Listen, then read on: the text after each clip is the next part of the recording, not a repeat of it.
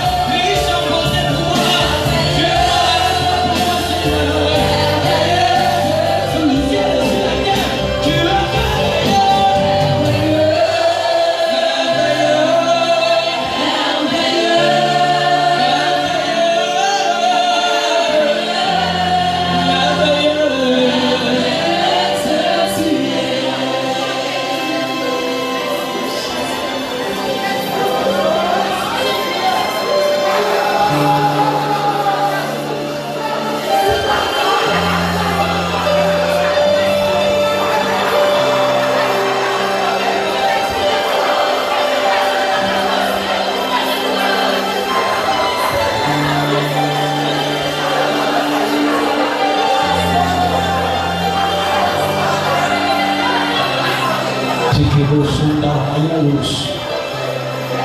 Ubindos. Cantante que me amará todos.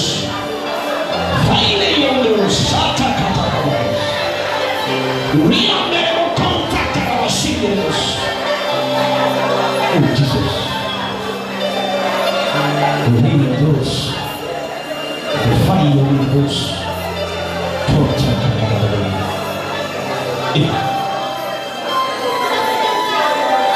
Glory, glory, glory, glory, glory. Quelle présence, quelle présence. Il est là ce matin. Notre Dieu est là ce matin. Il déclare dans sa parole, là où deux ou trois sont rassemblés en mon nom, et je suis parmi eux. Notre Dieu est présent parmi nous ce matin. Alléluia. Merci Seigneur. Merci Seigneur. Merci Seigneur. Merci Seigneur. Alléluia. Alléluia. Est-ce que quelqu'un peut donner l'offrande d'acclamation à notre Dieu? Amen. Donc tu n'es pas en train d'acclamer ton Dieu. Le Dieu qui est mort à la croix pour te sauver. Je vois qu'il y a une personne ce matin, pendant que tu acclames le Seigneur, ceux qui nous ont le composé, pendant que tu acclames le Seigneur, le programme de Dieu pour ta vie se met en mouvement, en exécution sur ta vie. Alléluia!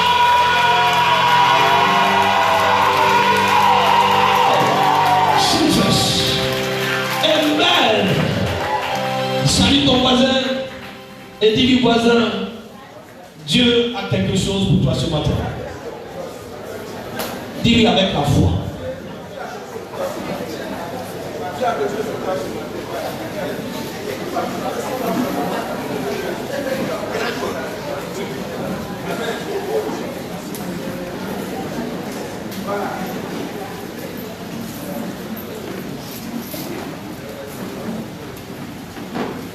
Je voudrais ce matin vous saluer dans le beau et précieux nom de notre Seigneur Jésus-Christ. La paix et la grâce de Dieu soient sur chacun de nous ce matin. Que Dieu, en son temps de ce moment, exécute pour chacun de nous les projets sur nos vies au nom de Jésus. Que toute promesse que Dieu a déclarée sur nos vies en son temps ce matin soit une réalité dans nos vies au nom de Jésus-Christ. Donc je pensais que quelqu'un allait recevoir cette révélation. Je pensais que quelqu'un allait saisir cette révélation par la foi. Et il dit, c'est pour moi, ça m'appartient. Alléluia. Soyez les bienvenus à Évétique, Église Vie Transformée à l'image du Christ.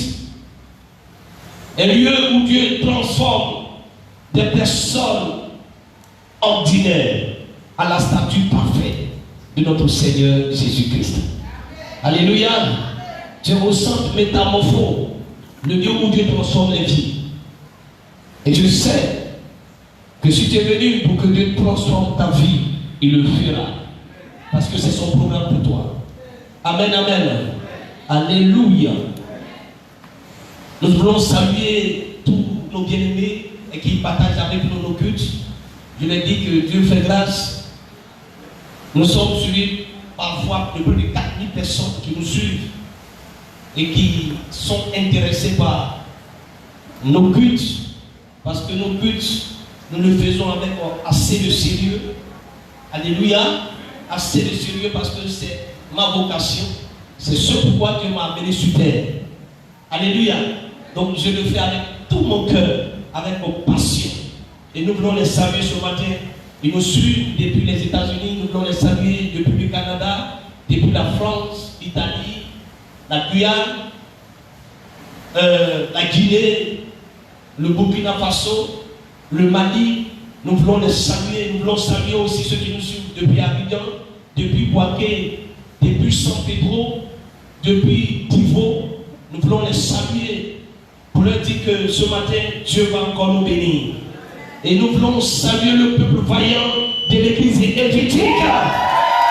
Alléluia! Un peuple qui aime son Dieu, un peuple qui est attaché à la parole de Dieu. Est-ce que tu es attaché à la parole de Dieu?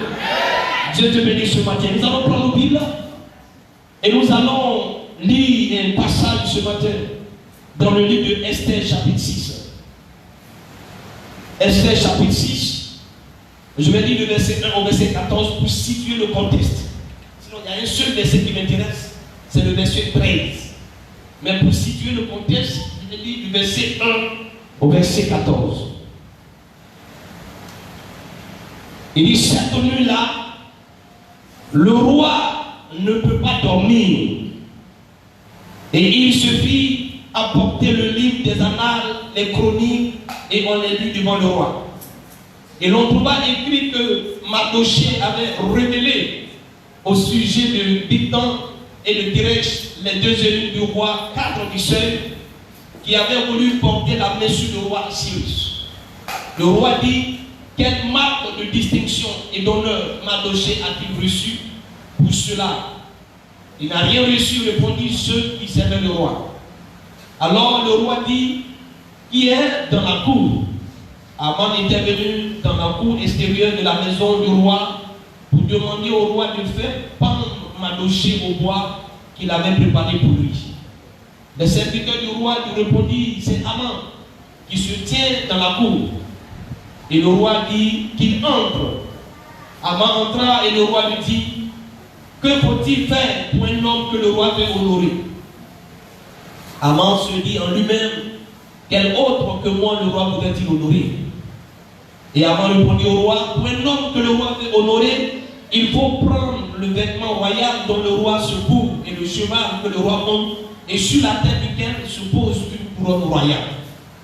Remettre le vêtement et le cheval à l'un des principaux chefs du roi, puis revêtir l'homme que le roi veut honorer. Le promener à cheval à travers la place de la ville et crier devant lui. C'est ainsi que l'on fait de l'homme, que l'on fait à l'homme que le roi veut honorer. Le roi dit, Aman, prends tout de suite le vêtement, le cheval, comme tu l'as dit, et fais ainsi pour Mardochée, le juif qui est assis à la porte du roi. Ne néglige rien de tout ce que tu as mentionné.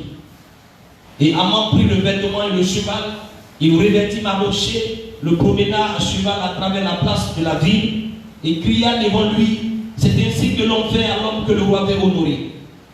Mardochée retourna à la porte du roi, et Aman se rendit en hâte chez lui, désolé, et la tête voilée.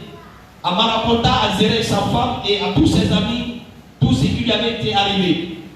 Tout ce qui lui était arrivé. Et ses sages et Zéret sa femme lui dirent, si Mardochée devant lequel tu as commencé de tomber est de la race des Juifs, tu ne pourras rien contre lui, mais tu tomberas devant lui. Comme il lui parlait encore, les eunuques du roi arrivaient et conduisirent aussitôt Aman au festin qu'Esther avait préparé. Père, ce matin, nous voulons bénir ta parole, car c'est ta parole qui crée en nous toutes choses. Tout ce que nous voyons a été fait par ta parole.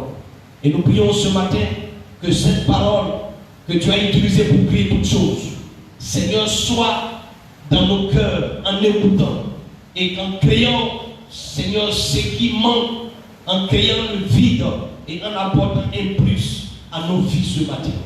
Bénis cette parole et que, Seigneur, tu sois cela même qui est vu et que moi je m'efface, que tu croisses et que je diminue ce matin. Merci Seigneur. Que ton nom soit béni au nom de Jésus. Amen. Donne-moi un amen bien ce matin. Le thème de notre message ce matin, c'est si je suis un chrétien. Alléluia. Si je suis un chrétien, il y a des points de suspension. Si je suis chrétien. Et pour décortiquer ce passage, ce message, pardon, nous allons retenir le verset 13, comme je l'ai dit. J'ai lu tout le chapitre 1, pardon, le verset 1 jusqu'au verset 14, pour situer le contexte.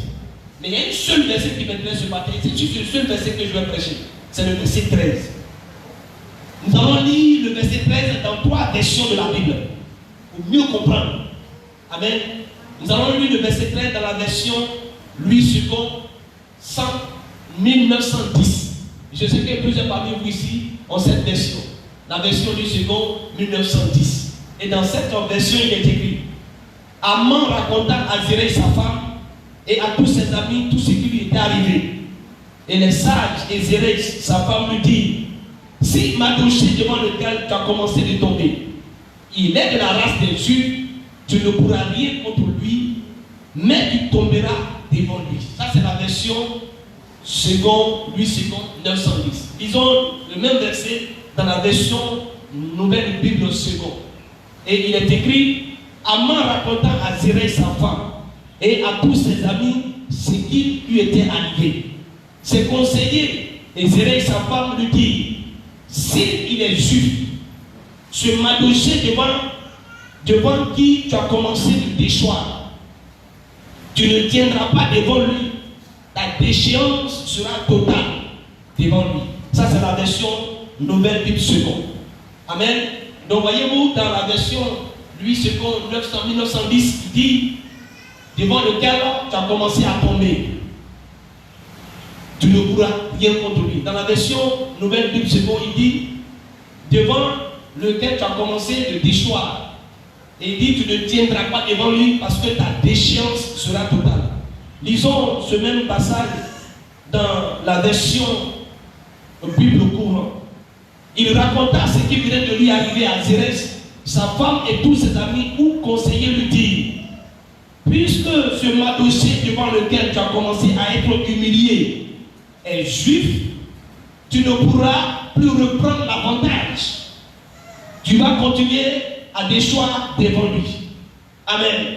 Alléluia. On peut le lire dans la version Sévère. Il raconta à Zéreï sa femme et à tous ses amis ce qui venait de lui arriver. Ses conseillers et sa femme lui disent: si Mardochée devant qui tu as commencé à être humilié, il est juif, tu ne pourras rien contre lui. Tu ne peux être certain que tu continueras à déchoir devant lui. Amen. Alléluia. Que Dieu nous bénisse. Mais ce matin, je voudrais vous parler de l'histoire d'un homme. Un homme nommé Mardochée. Et la Bible dit qu'il est captif. C'était captif parce qu'il était parmi ceux que le roi Nebuchadnezzar avait pris pour emmener à Babylone. Amen, amen. Donc il était captif et il a réussi à quitter son poste. Si vous lisez bien la Bible dit qu'il était un portier. C'est-à-dire qu'il était à la porte du palais. Et il a réussi à quitter cette position de portier et il est devenu une personnalité honorable. Je pourrais même dire emblématique. Devant l'arsenal du premier ministre Amman. Amman, dans ce passage, était le premier ministre. Un premier ministre puissant. Un premier ministre avec tous les pouvoirs. Mais Mardochée a réussi à quitter son poste de portier. Et il est devenu, je dirais, la deuxième personnalité après le roi. Si vous lisez l'histoire d'Esther, vous allez comprendre que Mardochée va être une position élevée. Alléluia. Amen. Alors, comment déjouer et triompher tous les complots de nos ennemis? Vous savez, nous avons des ennemis qui ne sont pas forcément visibles, mais qui sont des ennemis spirituels. Ils sont des démons qui sont envoyés contre nous pour nous empêcher de réussir, d'avancer, afin de témoigner les bienfaits de notre Dieu. Alors ce matin, comment déjouer et triompher tous les complots de nos ennemis? Mais avant de répondre à cette question, laissez-moi vous présenter des personnes qui ont attiré mon attention dans ce passage. Nous avons affaire ce matin à deux personnages.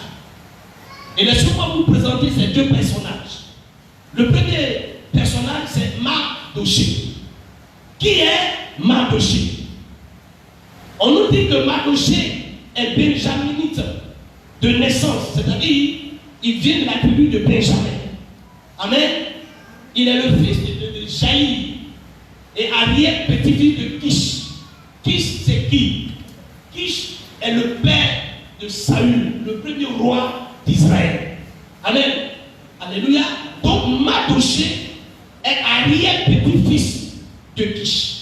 l'un de ceux qui avaient été emmenés captifs avec Jéconia, et la Bible dit qu'il demeurait à Souse, et il était avec Esther, sa cousine, et Esther est orpheline de père et de mère. Donc cet homme est de la tribu de Benjamin. Et vous savez que Benjamin est le second fils de Jacob avec Rachel. Ils ont eu 2 enfants. L'aîné c'est Joseph et le second c'est Benjamin. Amen. Et la Bible dit que à la naissance de Benjamin, il a coûté la vie à sa mère. C'est-à-dire que sa mère est décédée en l'accouchant. Et elle a réussi à lui donner un nom. Et le nom qu'elle lui a donné c'est Ben-Oni. Ben-Oni qui veut dire l'enfant de ma douleur, le fils de ma douleur. Elle a souffert. Elle a eu son enfant et elle est décédée. On le voit dans Genèse 35, verset 18. Amen. Donc Ben-Oni a été modifié par Jacob. Jacob n'a pas voulu que son fils s'appelle Ben-Oni, fils de douleur. C'est-à-dire que tout le temps qu'il va voir Benjamin, il va penser au décès de sa femme. Donc sa douleur sera encore plus intense. Et Jacob va décider de changer le nom de Ben-Oni en Benjamin. Amen, amen. Et Benjamin veut dire fils de ma droite. Benjamin veut dire fils de la bonne fortune. Au lieu que ce soit fils de douleur ou de malheur, Jacob transforme ce nom en fils de ma droite, c'est-à-dire fils d'honneur. Alléluia. Amen. Et nous voyons dans Genèse 49, à partir du verset 1, dans ce chapitre, la Bible dit que Jacob appela ses fils. Et il dit, rassemblez-vous et je vous annoncerai ce qui vous arrivera dans l'avenir. Et au verset 27 de Genèse 49, Jacob va déclarer une parole sur Benjamin, son fils. Là, voici cette parole. Benjamin est un loup qui déchire. Le matin, il dévore sa proie. Et le soir, il partage le butin. Voici la parole que Jacob a déclarée sur Benjamin. C'est une parole prophétique. Amen, amen. Il dit Benjamin est un loup qui déchire. Vous comprenez que vous allez vous situer le cadre. C'est pourquoi je suis en train de vous amener ici d'abord. Benjamin est un loup qui déchire. Un loup est un animal féroce. Il est puissant. Il est vigoureux. Amen. Donc, voilà ce que caractérise Benjamin. C'est un loup qui dévore. Et la Bible dit au verset 28 de Genèse 49, il est béni en les attribuant à chacun la bénédiction qui lui était propre. Donc, si vous voulez bien aimer, Mardoché est descendant d'Abraham, d'Isaac et de Jacob. Quelqu'un me dit Amen ce matin. Voilà ici présenté le personnage Mardoché. Il est descendant de la tribu de quoi? Pardon, il est descendant d'Abraham, d'Isaac et de Jacob. Et descendant de la tribu de Benjamin. Allons-y présenter notre deuxième personnage. Il se nomme Aman. Aman est fils d'Amadéda. C'est écrit dans Esther 3, Esther chapitre 1, verset 1. Il est Agagut. Donc il est le fils d'Amadéda. Il est Agagut. Et Amadéda signifie double. Quelqu'un qui est double. C'est-à-dire quelqu'un un trompeur, un menteur. Amen, un hypocrite.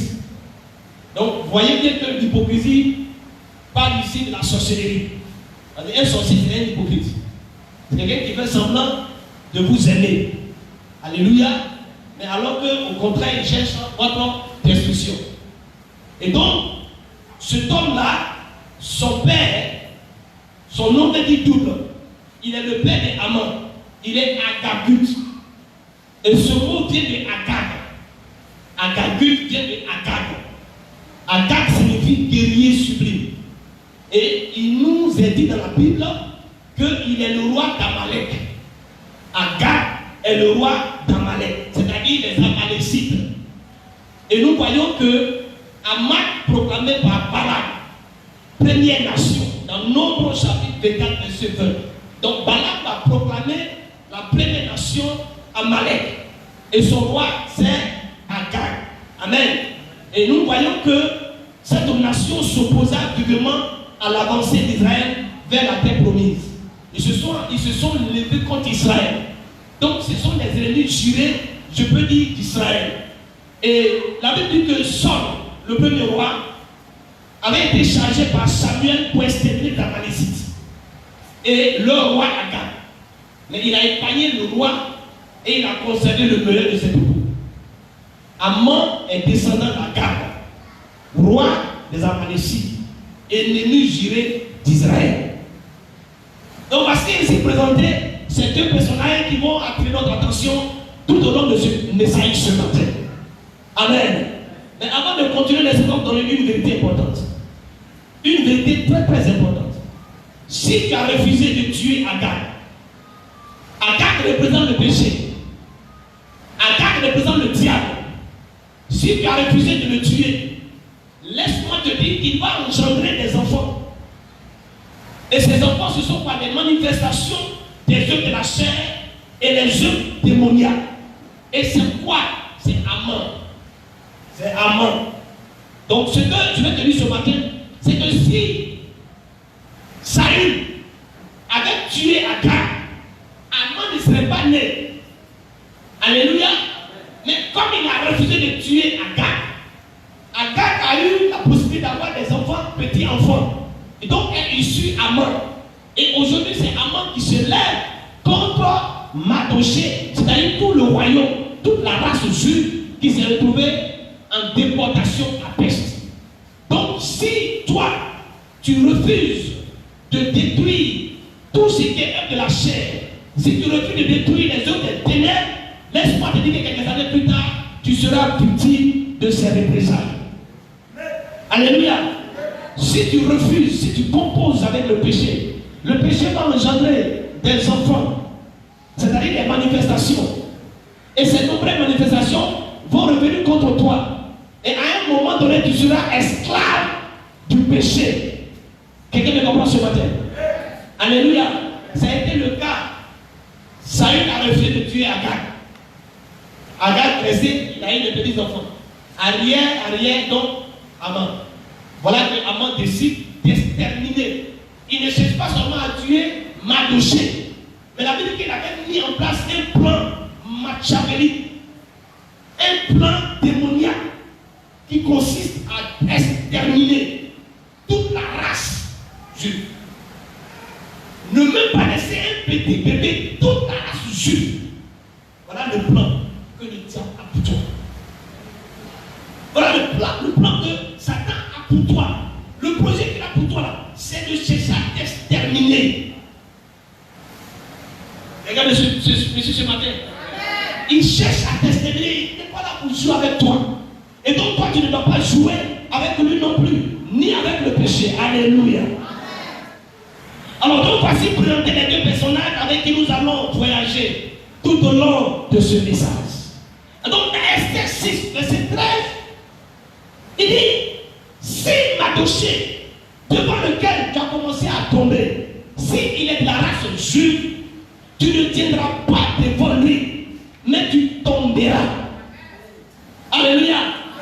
Si il est de la race juive, donc c'est la femme de Amon qui lui dit cela.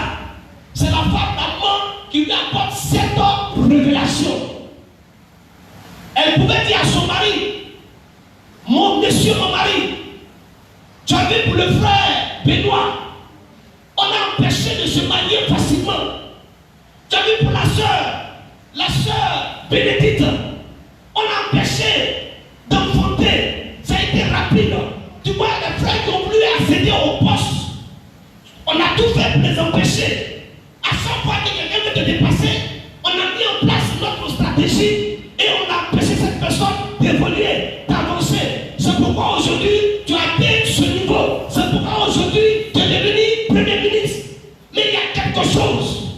Pour Mardochée. Pour Mardochée, on a essayé. Mais il y a quelque chose qui ne va pas. Ça a été plus facile pour les autres. Ça a été plus facile pour le frère, pour la soeur. Mais pour le bien-aimé Mardochée, il y a un problème.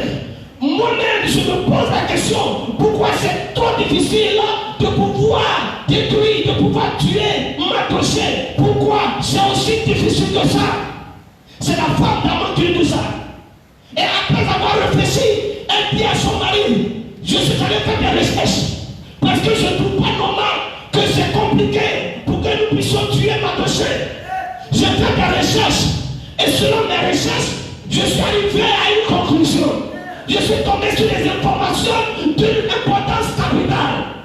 Si on n'a pas cette information, on ne peut rien contre lui. Mais monsieur mon mari, je vais te décourager ce matin. Parce que l'homme dont il est question, selon mes recherches, et le résultat que j'ai obtenu, cet homme est de la race juive. Donc quelqu'un ne m'a pas compris. Cet homme est de la race juive. Mardochée est de la race juive. Amon, voici la raison pour laquelle on ne peut rien contre lui. Voici pourquoi on a essayé, on a échoué. Je me suis renseigné et je suis tombé sur une information. Cette information me dit que cet homme est de la race juive. Mardochée qui ne comprend pas ce que me dit les juifs. Mardochée est un juif. Amon, ce qu'il ne sait pas, c'est que les juifs ont un Dieu. Et le Dieu qui a créé toutes choses. Alléluia.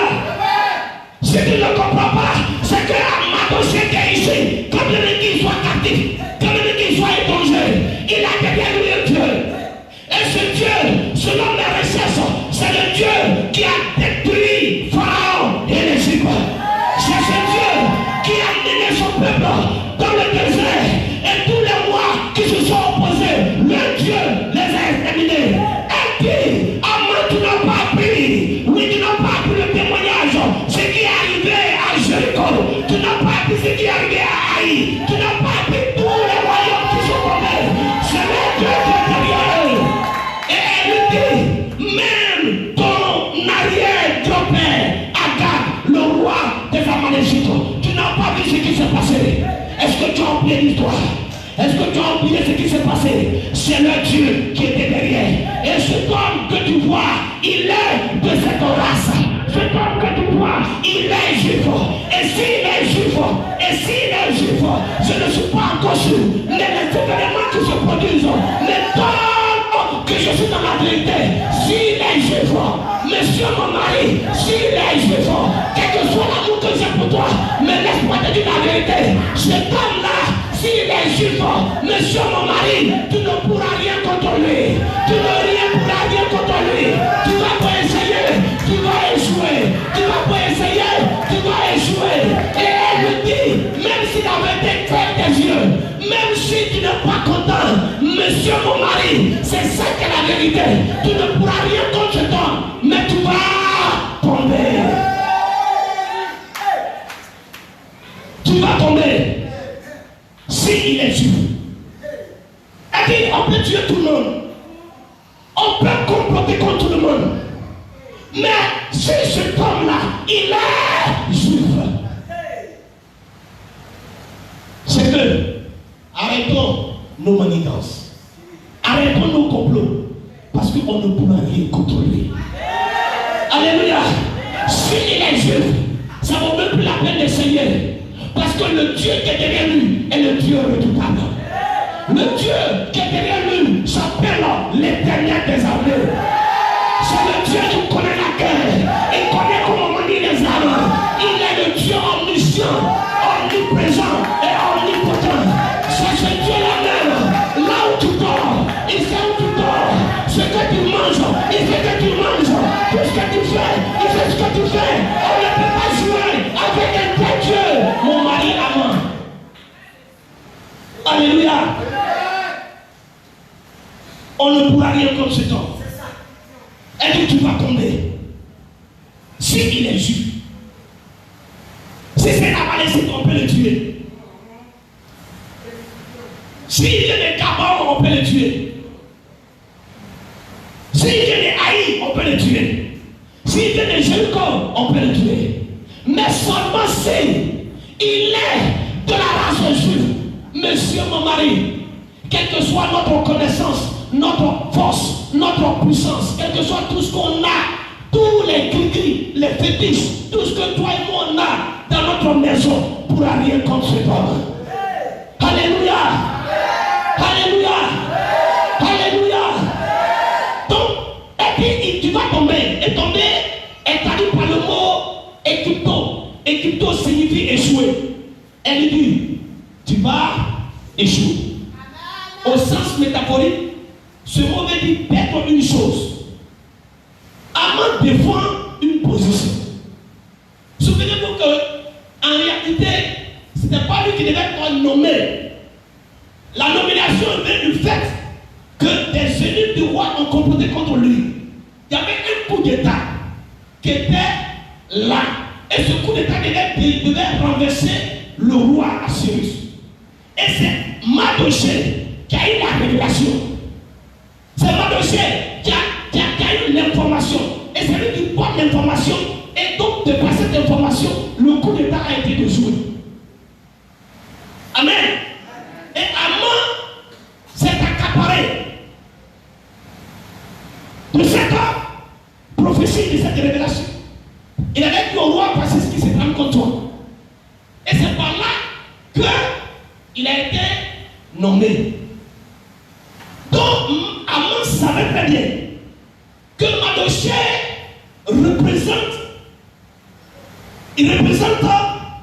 c'est un ennemi, en fait, il représente un danger, une menace pour son titre de premier ministre. Donc il faut tout faire pour l'exterminer, lui et tous les Juifs, pour que lui soit premier ministre et derrière sa tête, qu'il puisse renverser le roi Assyrus et devenir le roi de la peste. Voilà le plan de cet homme. Et donc ça va lui dire, si c'est devant cet homme-là, qui est juif, si c'est devant lui, toi tu as commencé à tomber. On n'est même pas encore arrivé quelque part. Voilà, toi tu es couché par terre. C'est que tu vas toujours tomber devant ce homme. Et donc tomber veut dire perdre une position.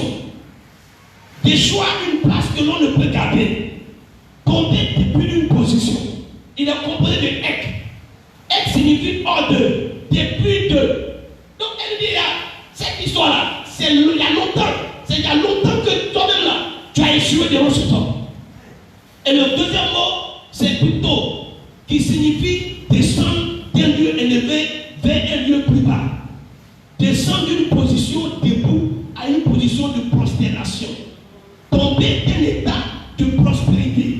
Perdre son autorité. Donc quand elle dit tu vas tomber là, elle est en train de dire, cet homme-là, monsieur mon mari, tu seras obligé de te prosterner devant lui. Tu vas perdre ta position, tu vas perdre ta place. Parce que pour pouvoir détruire cet homme, il fallait que tu détruises d'abord le Dieu qui est caché derrière lui. Bien-aimé, pour que tu puisses me tuer, il faut tuer d'abord mon Dieu. Alléluia. Pour que tu puisses me faire du mal, j'ai d'abord fait du mal à mon Dieu. Je sais une chose, que mon Dieu qui est avec moi, personne ne peut contre lui. Je sais une chose, que ce Dieu-là, il est le Dieu le plus puissant. Il n'y a aucun Dieu qui soit capable de l'égaler sur mon Dieu. Il n'y a aucun Dieu qui soit capable de se mesurer à mon Dieu. Mon Dieu est le Dieu le plus puissant, le Dieu le plus glorieux, le Dieu le plus merveilleux, qui soit monté dans les cieux et sur la terre. Alléluia. Mais la question, pourquoi ils ont échoué devant Mardochée? Pourquoi quand c'est pour Mardochée là qu'ils ont échoué? C'est parce qu'il est de la race juive. Alléluia. Donc quelle est la particularité de cette race? Le mot traduit par juif est Wigaos, qui signifie appartient à la race juive. Juif au regard de la naissance, la race et la religion. Donc l'histoire du peuple juif, ou appelé le peuple d'Israël, prend ses racines depuis les patriarches Abraham, Isaac et Jacob. Et tous nous savons que Jacob est devenu Israël. Alléluia. C'est Dieu même qui va changer le nom de Jacob et il va le nommer Israël. Amen. Et Israël signifie en grec, il sera le prince de Dieu. il ne sera pas le prince des hommes, mais il sera plutôt le prince de Dieu. Mais quand on dit prince, ça veut dire quoi? Héritier. Le prince veut dire héritier. C'est-à-dire quand le roi n'est plus là, c'est lui qui monte sur le trône. Et Dieu dit, toi, Jacob, tu seras mon prince. Et en hébreu, il signifie celui qui a lutté avec Dieu. Alléluia. Celui qui a lutté avec Dieu. Personne, depuis la Bible, a lutté une fois avec Dieu. Je dis personne physique. Lutter avec Dieu physiquement, c'est Jacob seul. Amen. Il a dit qu'il a lutté avec Dieu. Et Dieu me dit que tu as gagné. C'est pour ça que ton nom ne sera plus Jacob. Tu seras appelé Israël. Donc la femme d'Amon lui dit, tu ne pourras pas avoir le dessus parce que son ancêtre s'appelle Jacob. Jacob est celui qui a lutté avec Dieu et il a gagné. Alléluia. Et elle dit, mais quelqu'un qui a lutté avec Dieu et puis il a gagné. Comment toi tu penses que tu peux avoir le dessus sur lui? Son ancêtre là, lui il a fait parler avec Dieu. Et Dieu a déclaré que c'est lui qui a gagné. Comment toi tu peux avoir la victoire? Comment tu peux te comparer à lui? Le Dieu qui a anéanti Pharaon, tous les puissants rois, même ton ancêtre Agag, comment tu peux le renverser? Comment? Alléluia. C'est parce qu'il est juif. Ce n'est pas parce que Madoché est fort physiquement parlant, mais c'est parce qu'il est juif. Alléluia. Donc comment déjouer et triompher de tous les complots de l'ennemi? La réponse, c'est notre identité. Dis avec moi, identité. C'est parce que Madoché a une carte d'identité de la race juive. Alléluia. C'est son identité. Et il se reconnaît dans cette identité. Madoché le mentionne. Lisez-moi Esther 3, de verset 2 au verset 4. S'il vous plaît, lisez-moi cela.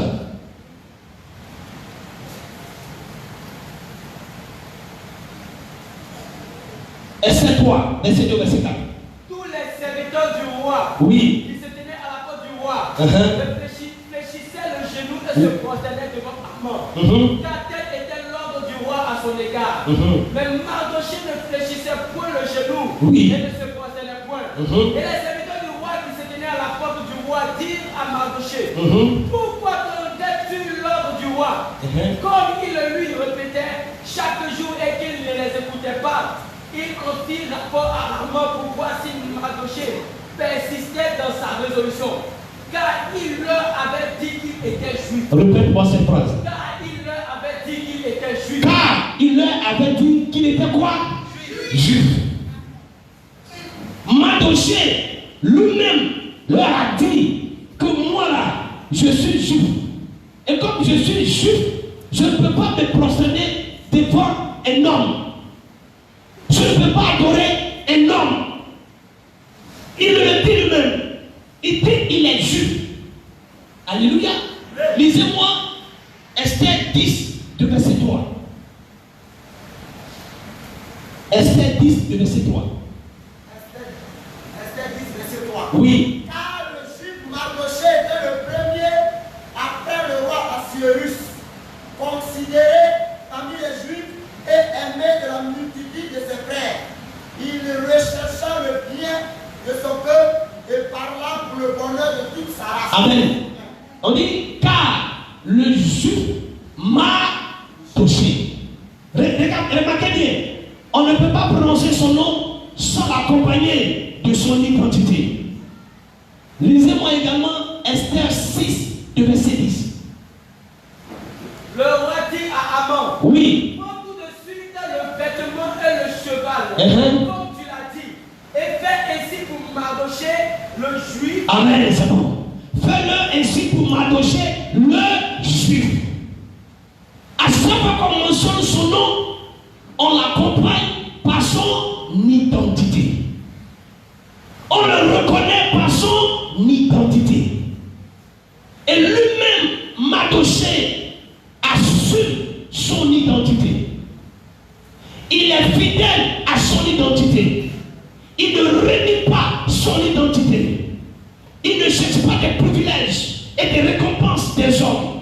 Mais il attend patiemment ce que Dieu lui a promis. Il affirme, il le déclare haut et fort qu'il est juif. Il déclare son identité. Alléluia. On le voit pour le cas de Daniel et de ses frères. La Bible dit, ils n'ont pas renié leur Dieu. Alors qu'il y a un avertissement sérieux. Il leur dit que s'ils continuent d'adorer leur Dieu, ils seraient jetés dans quoi? Dans la fournaise pour les autres et lui dans la fosse au lion. Amen. Mais malgré ces menaces, Daniel et ses frères n'ont pas renié leur identité. Alléluia. Ils ont dit au roi, nous préférons périr que d'adorer une idole. Alléluia. Nous ne pouvons pas. Le roi leur dit, allez-y réfléchir. On n'a même pas réfléchi. Nous sommes prêts pour notre Dieu. Alléluia. Ils n'ont pas renoncé à leur identité. Ils n'ont pas renié à leur identité. Souvenez-vous que quand Jésus a été arrêté, et pendant qu'on l'amenait devant le Sanhédrin, la Bible dit qu'il y avait une jeune fille qui va reconnaître qui? Pierre. Elle dit, cet homme-là, je le reconnais. Il est parmi ses disciples. Alléluia. Même quand Pierre dit non, c'est faux. Mais on lui dit ton langage t'identifie à lui. Quand tu parles, on sait que tu es un de ses disciples. Ton identité, oui, témoigne que tu fais partie de ses disciples. Alléluia. Alléluia. C'était l'identité de cet homme. Quelle est notre identité? Quelle est notre identité? Paul nous dit dans Galates 3, du verset 26 au verset 29. Il dit, car vous êtes tous fils de Dieu par la foi en Jésus-Christ. Il n'y a plus ni juif, ni grec, il n'y a plus ni esclave, ni libre, il n'y a plus ni femme, ni homme, car tous vous êtes un en Jésus-Christ. Est-ce que tu peux acclamer le Seigneur?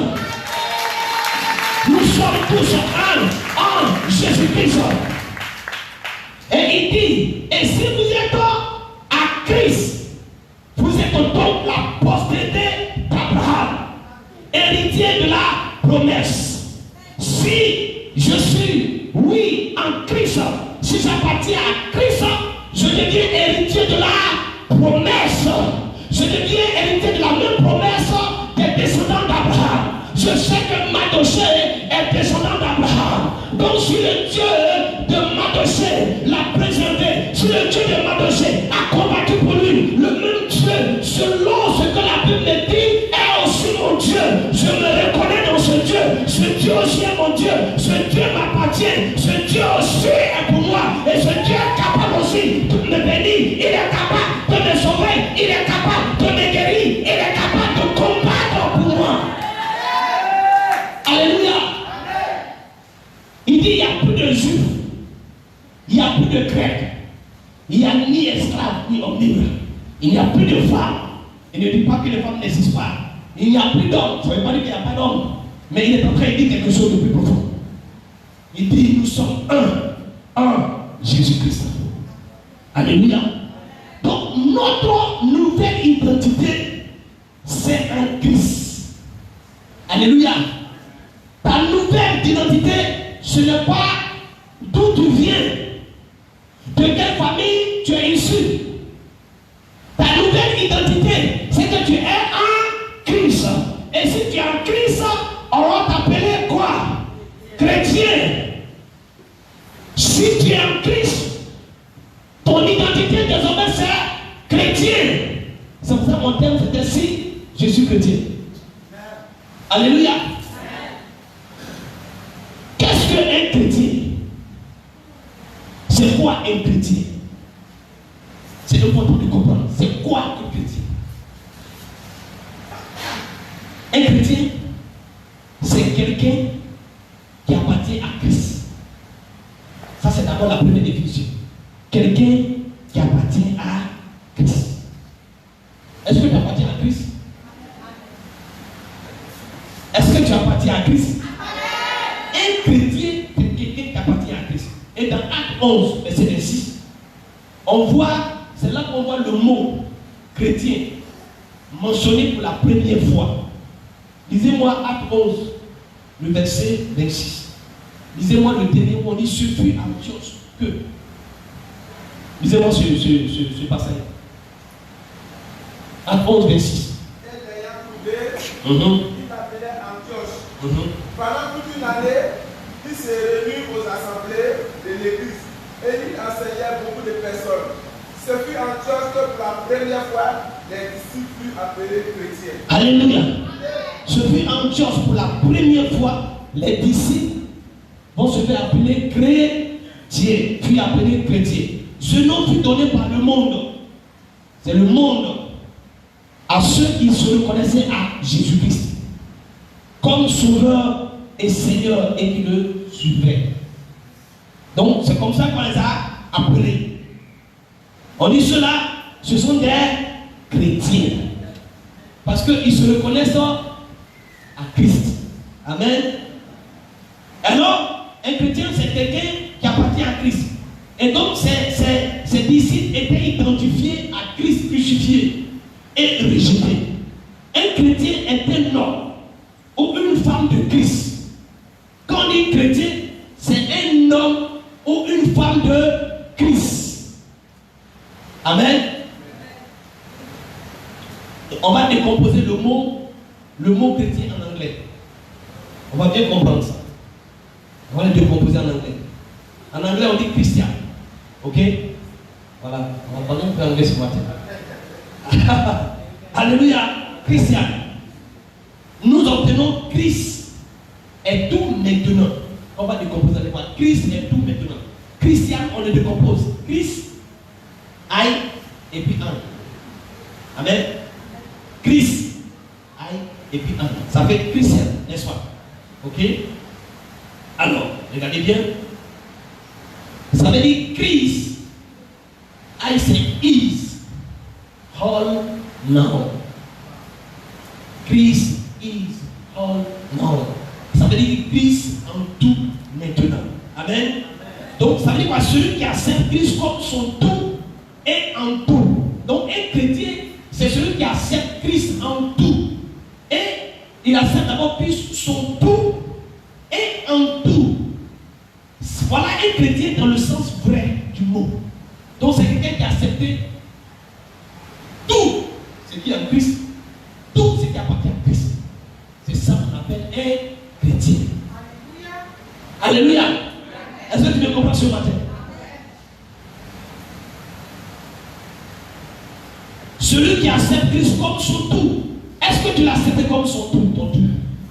Celui qui a accepté Christ comme son tout et en tout, voilà celui-là même qu'on appelle un chrétien.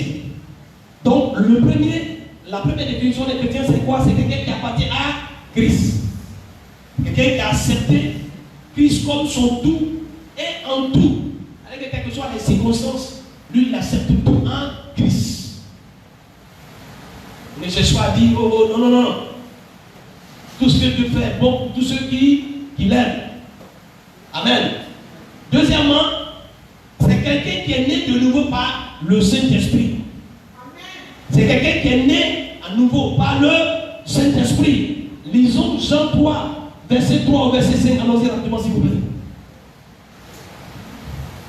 Jean 3, verset 3 au verset 5. Jésus lui répondit. Oui. En vérité, je te le dis. Si un homme ne naît d'eau de nouveau, il ne peut voir le royaume de Dieu. Amen. Ici, c'est la nouvelle naissance. Si tu n'es pas né d'eau et d'esprit, tu ne peux pas voir le royaume. Ici, Jésus parle de la nouvelle naissance. Et on le voit dans 1 Pierre 1, verset 23. Il dit régénérer, non pas par une semence incorruptible, mais par la parole permanente et vivante de Dieu. Amen. Donc un chrétien, c'est quelqu'un qui est régénéré. Il est régénéré par la parole permanente et puissante de Dieu. Donc c'est quelqu'un qui est né de nouveau par l'Esprit, par le Saint-Esprit. Troisième chose, un chrétien, c'est une personne convertie. Quand on lit Matthieu 18, verset 3, je vous le dis en vérité, si vous ne vous convertissez pas, si vous ne devenez comme les petits enfants, enfants, vous n'entrez pas dans le royaume des cieux. Jésus ici appelait des personnes à se convertir. Amen. À changer. Se convertir ici, c'est être transformé. Celui qui est né de nouveau par l'Esprit de Dieu connaît un changement. Tu ne peux pas dire que tu es né de nouveau et il n'y a pas en toi un changement. S'il n'y a pas de changement, c'est que tu n'es pas encore né de nouveau. Qu'est-ce qu'on entend par changement? C'est-à-dire que Pierre nous dit dans 2 Corinthiens 5, verset 17, si une personne est en Christ, elle est devenue une nouvelle créature. Ce qui est ancien est passé et maintenant toute chose est devenue nouvelle. Donc si ton ancienne vie te colle toujours à la peau, te domine, c'est que tu n'es pas encore chrétien. Quelqu'un me comprend ce matin? Parce que tu dois devenir une nouvelle personne. Tu dois être transformé. Alléluia. Un chrétien est un enfant de Dieu. Galates 3, verset 26 dit, car vous êtes tous fils de Dieu par la foi en Jésus-Christ. Donc un chrétien, c'est un enfant de Dieu. Si tu dis que tu es chrétien, ça veut dire que tu es un enfant de Dieu. Amen. On voit dans 1 Jean 2, verset 13. Je vous écris, petit enfant, parce que vous connaissez le Père. Donc quelqu'un qui est chrétien connaît le Père. Connaît Dieu, le Père. Un chrétien, c'est quelqu'un qui est habité et dirigé par le Saint-Esprit. Romains 8, verset 14. Car tous ceux qui sont conduits par l'Esprit de Dieu sont fils de Dieu. Est-ce que tu es connu par le Saint-Esprit?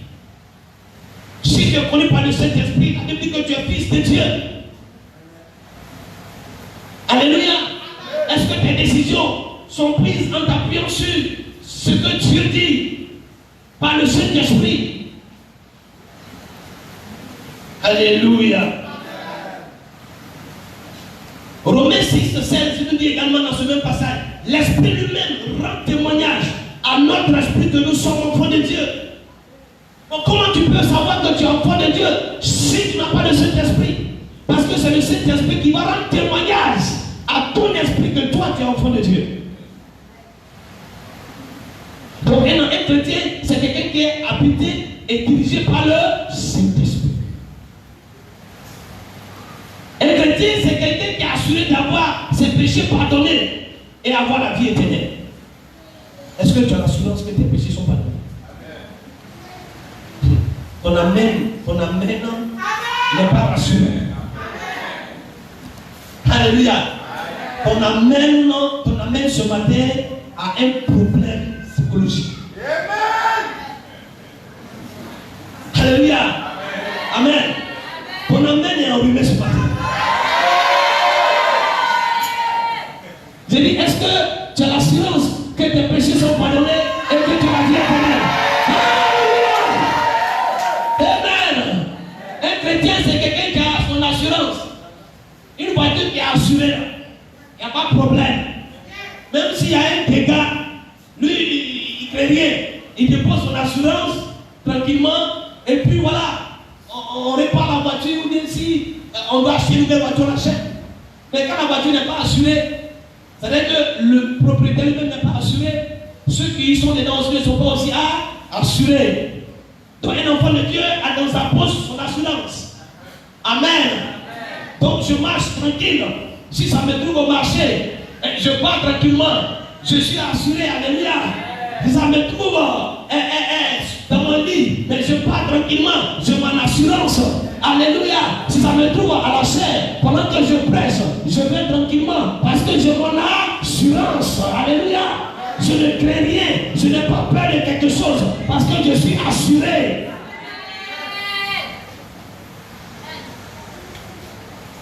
Donc, est-ce que cette assurance-là, elle est réelle dans ta vie?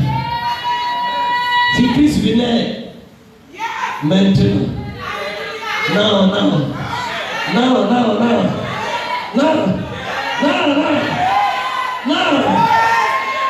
If Christ come, yeah, no. Est-ce que tu vas partir aussi?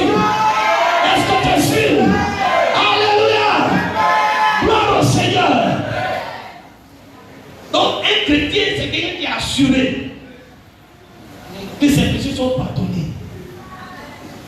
ils vivent avec des culpabilités. Ils sont là, ils se culpabilisent. Non, j'ai fait ça. Est-ce que Dieu m'a pardonné? Non. Il t'a pardonné.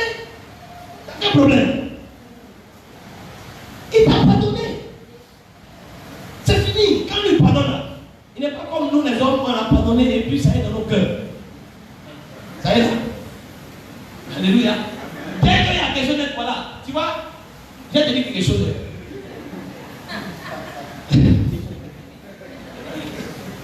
Le mois passé, tu vois, tu pensais ce que tu m'as fait. Mais moi, j'ai pardonné, tu vois. Mais si tu as pardonné, pourquoi tu reviens encore sur cette affaire? Quand on a pardonné, on ne vient plus là-dessus. Alléluia.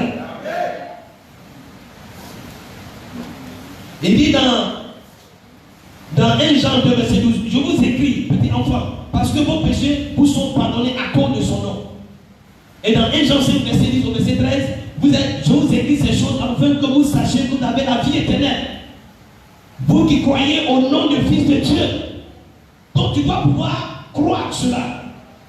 Mais la question c'est rapidement, mais comment on devient chrétien? Est-ce que ce matin j'ai affaire à des chrétiens ce matin? Si tu n'es pas encore, il ne faut pas devenir dangereux.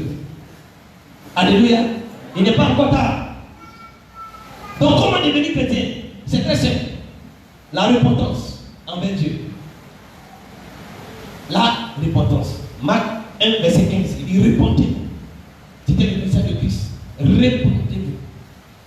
Donc il faut te repentir. C'est-à-dire quoi?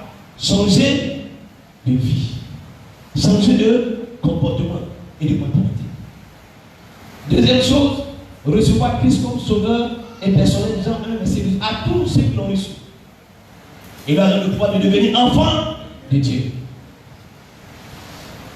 Donc pour être un chrétien, première chose, il faut te repentir. Il faut changer de vie. Abandonne le péché. Abandonne le monde. Deuxième chose, il faut recevoir Christ comme sauveur personnel. Troisième chose, confesser de sa bouche, croire et obéir dans son cœur. Voilà les trois choses, les trois principes pour qu'on soit chrétien. Alléluia. Amen. Donc, voici notre nouvelle identité. C'est pourquoi la femme d'Amon lui dit, si Mardochée devant qui tu as commencé à tomber est de la race juive, tu ne tiendras pas devant lui, mais tu tomberas toujours. Et au chapitre 7 de Esther, on nous dit quoi? Quand nous disons, nous voyons que Aman est tombé. Aman n'est pas seulement tombé, mais il a été pendu. Quelle prise d'en fait de quelqu'un qui avait la gloire, quelqu'un qui avait la confiance et le soutien du roi. Il est mort pendu. Donc il n'est pas tombé seulement, et puis tu as commencé à tomber. Mais et puis tu vas tomber toujours. Cette fois-ci là, il n'est pas tombé seulement, mais il a été pendu. C'est-à-dire qu'il est mort. Voilà comment Mardochée n'a pas pris une arme. Mardochée n'a rien fait d'autre. Ce qu'il a fait, il a confessé son identité en son Dieu. Alléluia. Il a marché conformément aux prescriptions de son Dieu. De ce que Dieu a dit, il s'est conformé à cela. Il a marché fidèlement sur la parole de Dieu. Regardez bien, il prend Esther, c'est sa cousine. La Bible dit elle est orpheline de père et de mère. Mais il va élever Esther comme étant son enfant. Regardez l'amour que je donne. C'est ça, être chrétien. Celui qui fait la volonté de Dieu. Jésus dit, pour savoir que vous êtes disciples, c'est quand vous allez faire la volonté de Dieu. C'est ce qu'on fait la volonté de Dieu. Il lui dit qu'il est venu pour faire la volonté de Dieu.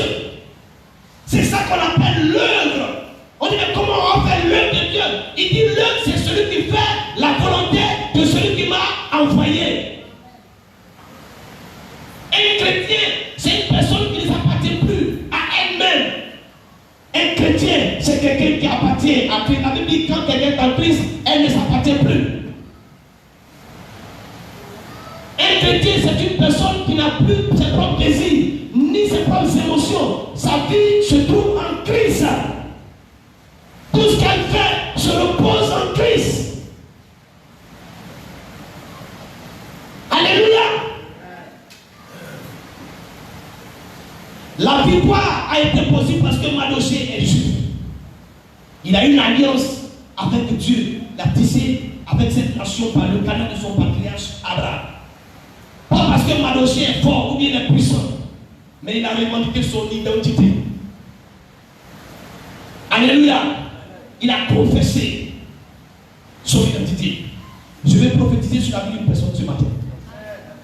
Même si tu ne veux pas, mais je vais prophétiser sur toi. Alléluia. Même si tu ne crois pas, mais je vais prophétiser sur toi ce matin. Tu veux que je prophétise ce matin? Je vais parler à ton âme ce matin. Alléluia. Si tu es en Christ, je dis bien si tu es en Christ, et si tu revendiques cette identité, écoute-moi bien ce que je te dis ce matin. Tous tes ennemis ne tiendront pas devant toi.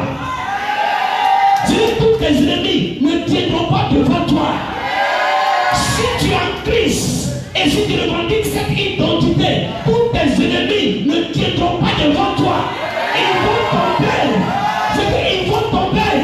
Je dis ils vont tomber. Je dis ils vont tomber. Je dis ils vont tomber. Ils peuvent comploter contre toi. Ils peuvent te rejeter. Ils peuvent t'haïr. Ils peuvent t'abandonner. Ils peuvent t'humilier. Ils peuvent faire des coups bas. Mais si tu es en Christ, si ta vie est en Christ, ton identité est en Christ, tu respectes Christ, tu respires Christ, tu parles Christ, tu marches en Christ, tout ce que tu fais glorifie Christ. Je t'annonce ce matin que ne pourront pas t'empêcher de te marier. Ils ne pourront pas t'empêcher de travailler. Ils ne pourront pas t'empêcher d'évoluer. Ils ne pourront pas t'empêcher de voyager. Ils ne pourront pas t'empêcher de réussir. Ils ne pourront pas t'empêcher de prospérer. Parce que Dieu est avec toi ce matin. Alléluia. Ils peuvent tout faire. Laissez-moi vous dire quelque chose. Alors qu'on a commencé le ministère de l'autre côté, on a été sérieusement persécutés. Alléluia. Très persécutés. Je me suis retrouvé à la radio Tiraco, à Daloa. Pendant 2 mois, j'étais invité d'une émission causerie débat, animée par Jérémy. Tous les jeudis à partir de 17h30, j'ai passé sur la chaîne de cette radio. Et je prêchais Christ crucifié.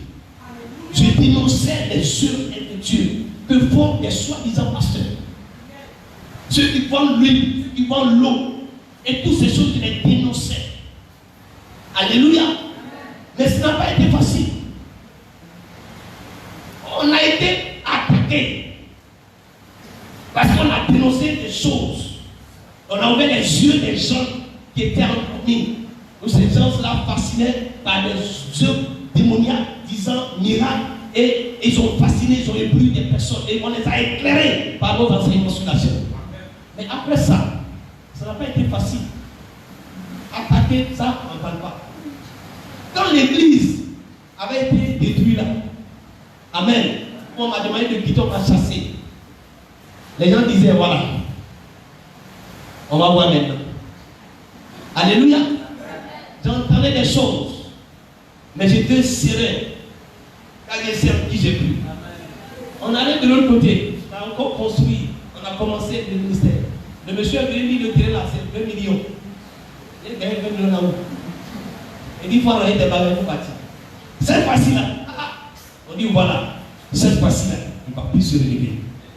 Ça c'est terminé. Il y a des pasteurs qui disent ça. Ils se réjouissent de ce que leur collègue connaît un problème. Au lieu de le soutenir, eux ils se réjouissent. Alléluia. Il dit cette fois-ci là, c'est fini. Il ne va plus s'en sortir. Il va prendre ses bagages et va partir. Et j'étais sur le point de partir. Parce que c'était encore plus dur. Alléluia. Et Dieu m'a parlé. J'ai entendu sa voix dans ma bouche. Il dit, je n'ai pas encore fini avec toi, Daloa. Alléluia. Va chercher d'autres endroits. Je suis avec toi. Amen. Alléluia. Et c'est ce que tu vois là. Je sors de l'esprit. Ça, c'est le résultat. Alléluia. Amen. Et voilà, le résultat hier est devenu maintenant le chouchou. Alléluia. Alléluia. Alléluia. Alléluia. Ils sont obligés de composer avec moi maintenant.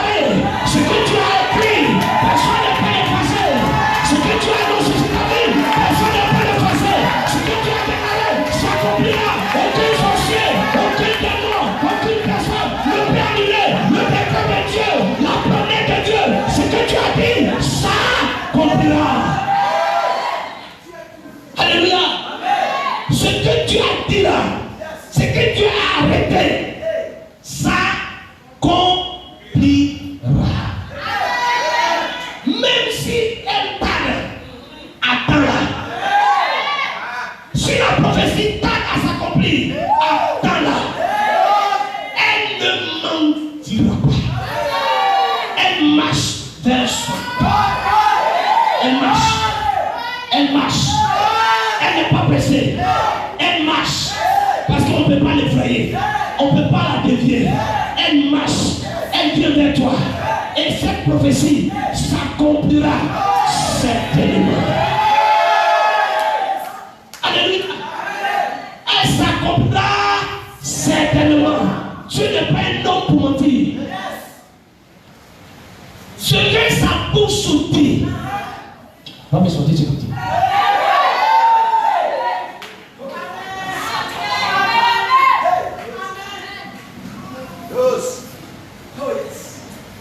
Si tu es chrétien, pourquoi tu es perturbé? Si tu es chrétien, pourquoi tu es effrayé? Pourquoi? Si tu es chrétien, pourquoi tu te poses trop de questions? Tu as toujours pourquoi? Mais c'est parce que tu ne comprends pas ou tu ne connais pas ton identité. Tu ne sais pas que tu es citoyen dans le royaume de Dieu. Tu ne sais pas que toi, tu comptes devant Dieu. Tu ne sais pas quelle est la valeur que tu as devant Dieu.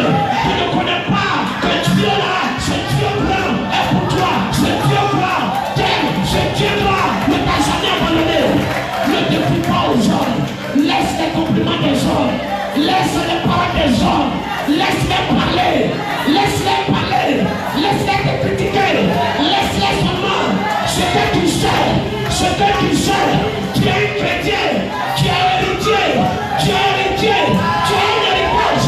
Tu es un héritage. Personne ne peut enlever ton héritage.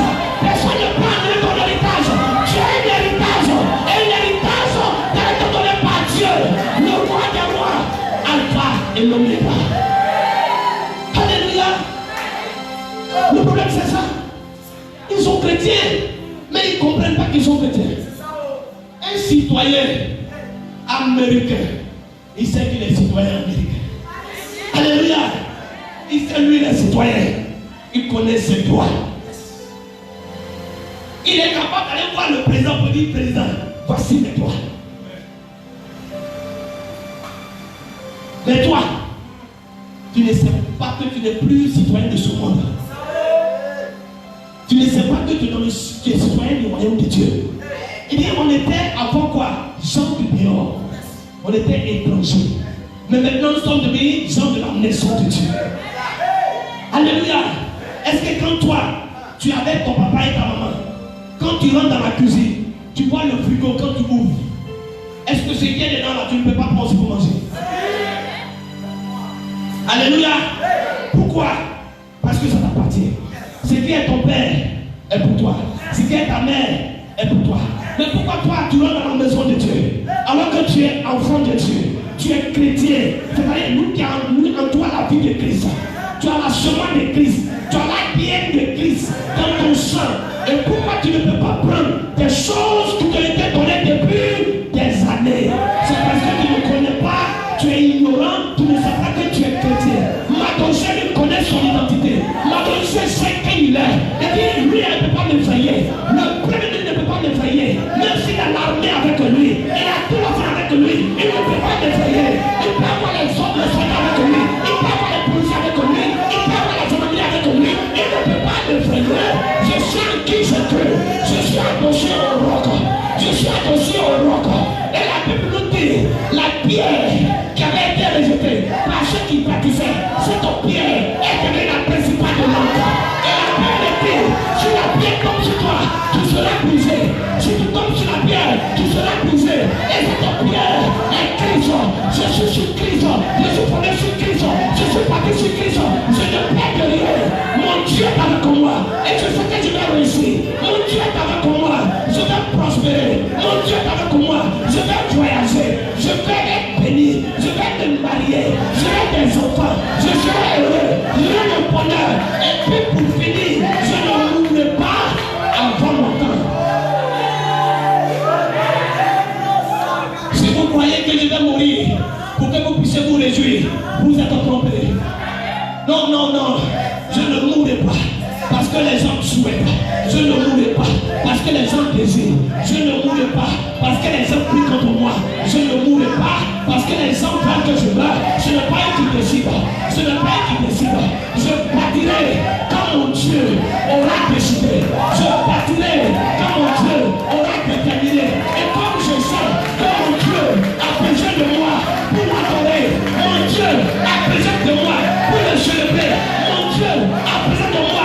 péché, mon Dieu a pris de moi pour le servir, il va rester avec moi.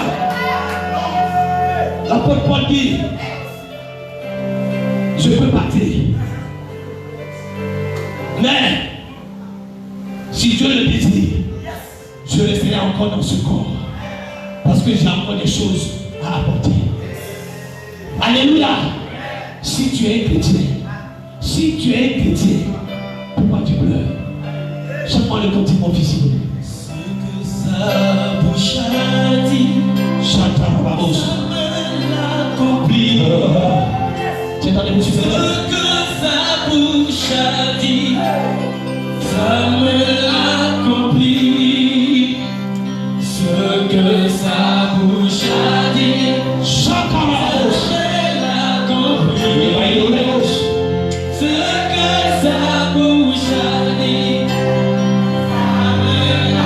Ce que sa bouche a dit, ce que sa bouche a dit, ça me l'accomplit. Ce que sa bouche a dit, ça me l'accomplit. Ce que sa bouche a dit, Ce que sa bouche a dit, ça va s'accomplir. Ça va s'accomplir.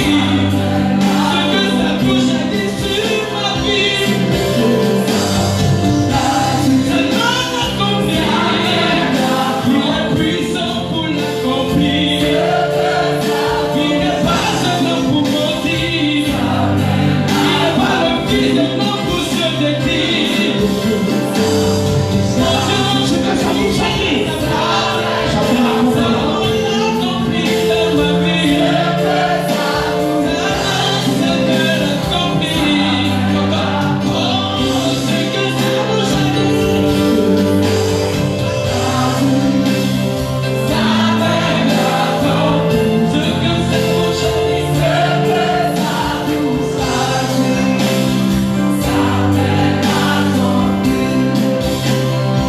Après 3 ans de mariage, il y a une femme de poussière qui a eu son enfant. Son mari lui disait, laisse-moi consacrer l'enfant au Dieu de mon village. La femme lui disait non, moi je sais qui j'ai cru. On l'appelle Alpha et l'Oméga, l'étoile brillante du matin. Oh, le ressuscité, il est le roi des rois, la miracle concilié, le père des orphelins, le mari des veuves, les esprits justes mon cœur, d'autres se désisaient, sa famille lui demandait, où est ton Dieu? Les jours sont passés, oh, les nuits de pleurs. Mais au 3e jour, oh, l'enfant fut ressuscité. Ce que sa bouche a dit, ça me l'accomplit. Ce que sa bouche a dit, ça me l'accomplit. Il peut ressusciter ta destinée. Sa main est puissante pour l'accomplir. Ce que sa bouche a dit,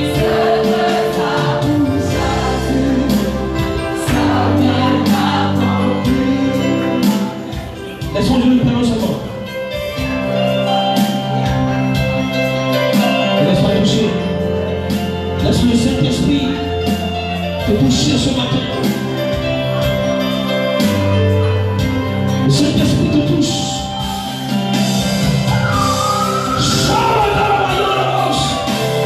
The rain of us. Rain of us.